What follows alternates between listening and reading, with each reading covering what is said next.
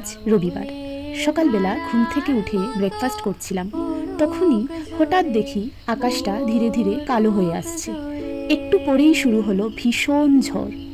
গাছের পাতাগুলো দুলছে, চারপাশটা যেন একদম বদলে গেল। তারপর নামলো ঝমঝম করে বৃষ্টি।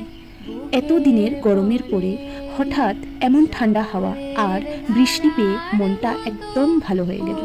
মনে হচ্ছিল বৃষ্টিতে ভিজি, কিন্তু ভিজলে যদি সর্দি কাশি হয়ে যায় তাহলে তো আরেক বিপদ। না বাবা, থাক।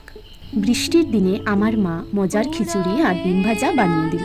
তারপর আরাম করে বসে সেই খাবার খেলাম। বিকেলবেলা বৃষ্টিটা একদম কমে গেল, তাই ভাবলাম আগে থেকে রেডি করে রাখা গাছগুলো আজই টবে লাগিয়ে দিই।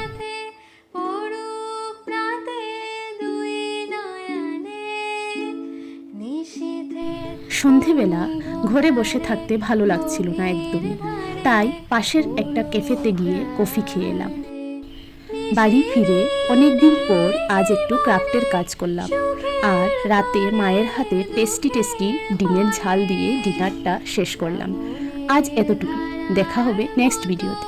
সবাই খুব ভালো থাকবেন, বাই।